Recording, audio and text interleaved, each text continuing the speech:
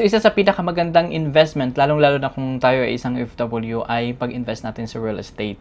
Meron tayong tinatawag na real estate leverage, wherein leverage is the use of various financial instrument or borrow capital, example debt, to increase an investment potential return.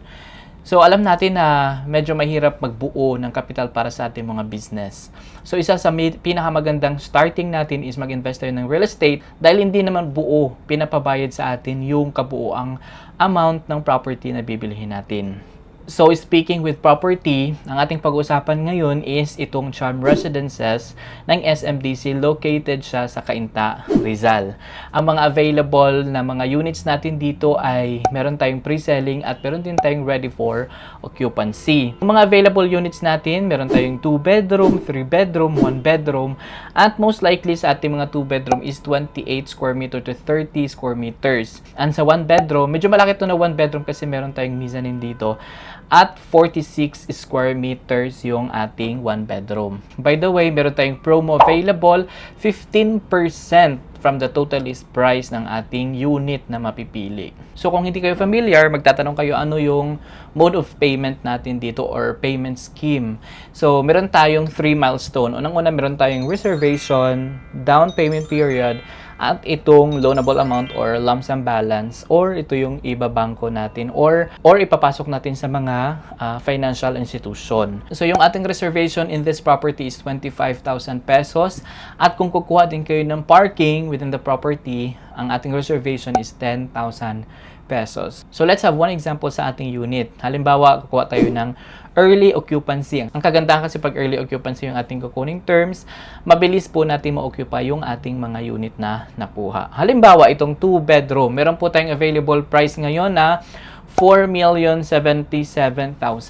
So, dahil naka 15% discount po tayo after addition ng mga taxes and other charges, ang ating magiging total contract price nito ay 3.76 million. So, ang ating down payment dito dahil early occupancy, kabuuan is 20%, pero yung 20% ay hindi yan pababayaran agad sa inyo. Meron po tayong 5% in 3 months, then remaining 15% that is payable in 20 months. So, that means, yung 5% mo, magbabayad ka lang in 3 months ng 54,000. Then, pwede na tayong mag-request for occupancy ng ating unit. After that, continue tayo sa pagbabayad ng 15%. That is in 20 months. At ito ay 28,000 pesos yung ating babayaran. Yung ating remaining balance na 3 million, ito yung ipapasok natin sa mga financial institution. Pwede natin ipasok sa BDO, sa BPI. At meron akong vlog sa aking YouTube channel kung ano yung mga requirements na dapat nating i-submit or kung pwede nating i-check para alam natin kung we are qualified for bank loan sa certain bank. So kung meron kayong katanungan at meron kayong gusto other than 2-bedroom, baka gusto niyo ng 3-bedroom, pwede ko yung mag-send ng message, mag-comment para mabigyan ko kayo ng quotation sa mga unit na gusto nyo dito sa Cainta, Rizal. Pero take note, meron po tayong available sa iba't ibang mga location pa around Philippines kasi meron tayong Luzon, Visayas at Mindanao.